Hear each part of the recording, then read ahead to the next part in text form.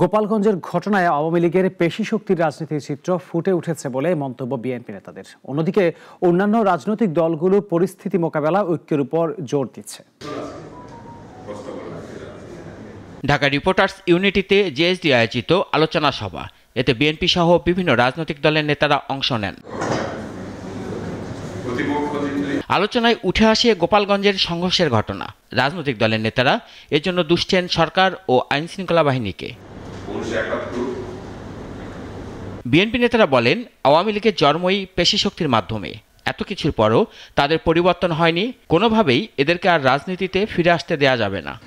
মোটামুটি নিয়ন্ত্রণের মাধ্যমে রাজনীতি, তো সেখান থেকে তারা কোনোদিন বেরিয়ে আসার কোনো সুযোগ নাই। এটা আওয়ামী লীগের ডিএনএ এর মধ্যে আছে। পেশি শক্তির মাধ্যমে রাজনীতি করতে হবে, যেটা গোপালগঞ্জে আমরা দেখেছি। সবাই বলেছে এত কিছুর পরও একটি পলাতক শক্তি, একটি রাজনীতিবিদ সম্পূর্ণভাবে যে প্রত্যাখ্যিত হয়েছে বাংলাদেশের মানুষ দ্বারা, তাদের মধ্যে বিন্দুমাত্র পরিবর্তন আসেনি।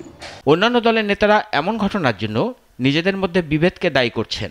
এই অভ্যুত্থানের পরেও যদি আমরা সেই নির্বাচন আগে না সংস্কার আগে বা যেভাবে আছে সেভাবে চলবে এই বিতর্কের মধ্যে থাকি, তাহলে ঘুরে ফিরে আবার 90 আসবে, ঘুরে ফিরে আবার 74 আসবে, আবার 75 আসবে। এখন পর্যন্ত বাংলাদেশের মানুষ আশা করে একটা নতুন দেশ আছে, একটা নতুন দেশ হবে। সেই আশায় আমরা সবাই দিন গুনবো, কাজ করব। এদিকে বিএনপির প্রতিষ্ঠাতার নামে কুৎসা রটনার প্রতিবাদে বিকালে পল্টন থেকে জাতীয়তাবাদী যুবদল আয়োজন করে বিক্ষোভ মিছিলের। এর আগে অনুষ্ঠিত হয় সংক্ষিপ্ত সমাবেশ। এ সময় বিএনপি নেতারা বলেন, গণতান্ত্রিক শক্তিগুলোর মধ্যে ফ্যাসিবাদী শক্তি ফাটল ধরাতে চেষ্টা করছে, সেজন্য সবাইকে সতর্ক থাকতে হবে। যারা একটি নতুন রাজনৈতিক দল সংগঠিত করেছে, যাদের এখনো রেজিস্ট্রেশন নাই, তারা অনেক আবেগ তাড়িত হয়ে অপরিকল্পিতভাবে এমন সব রাজনৈতিক কর্মসূচি দিচ্ছে, সেই রাজনৈতিক কর্মসূচির কারণে আজকে সারা বাংলাদেশ অবলোকন করলো জাতির যারা গণ অভ্যুত্থানের অগ্রসেনানী, তাদের উপরে পতিত ফ্যাসিবাদী শক্তি হামলে করছে। এর আগে একই দাবিতে পল্টন থেকে আরেকটি বিক্ষোভ মিছিল করে জাতীয়তাবাদী কৃষক দল।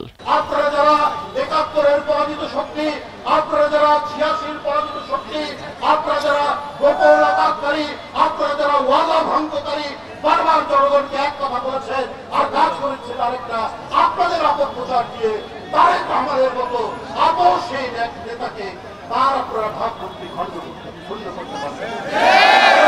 রাশেদুল কাদির, নাগরিক, ঢাকা।